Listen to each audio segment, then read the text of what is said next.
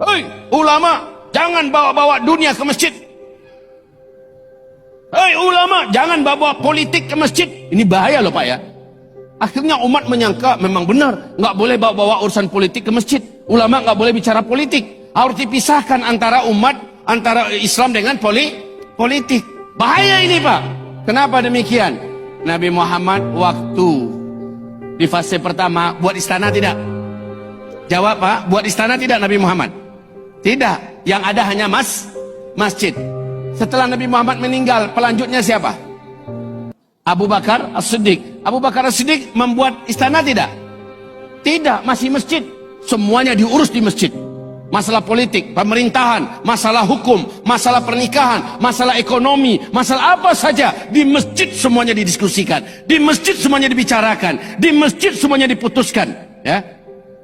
Lalu Abu Bakar meninggal, diganti oleh Umar. Umar bin Khattab sampai beliau wafat, sampai beliau menaklukkan 2/3 dunia. Apakah Umar di masa Umar bin Khattab berdiri di sebuah istana atau tidak? Tidak, masih masjid. Lalu Umar bin Khattab meninggal, diganti oleh Utsman bin Affan. Apakah di masa Utsman berdiri istana sendiri, kantor sendiri? Ada tidak? Tetap masjid. Lalu Utsman bin Affan meninggal dunia, digantikan oleh Ali bin Abi Thalib. Apakah ada gedung sendiri, istana sendiri? Ada apa tidak? Tidak ada, semuanya masjid. Dan masjid memang fi buyutin adzinallahu an turfa'a wa yuzkara fiha ismuh. Masjid adalah segala apa yang dikelola oleh umat Nabi Muhammad dalam kehidupan beragama. Masjid sentralnya, masjid pusatnya. Nah dengan ini, ketika dikembalikan kehidupan manusia kepada agama, maka pusatnya masjid. Masjid tempat membicarakan ekonomi umat. Masjid membicarakan untuk kesehatan umat. Masjid membicarakan pendidikan umat. Masjid membicarakan masalah politik umat. Jangan sampai kita terhasung oleh paham sekuler yang membatalkan syahadat. Islam ini Allah perintahkan total.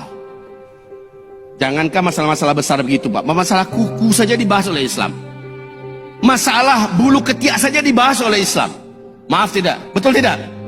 Masalah kotoran saja, tinja kita dibahas oleh Islam. Jangankan masalah pemerintah lagi, jangankan masalah politik lagi, masalah yang kecil saja Islam kupas. Apalagi masalah bisnis, apalagi masalah tijarah, Islam totalitas mengajarkannya. Makanya Allah berfirman, Ya ayyuhalladzina amanu dukhulu fis-silmi kaffah. Hai orang-orang yang telah beriman, geluti, masuki Islam ini secara totalitas.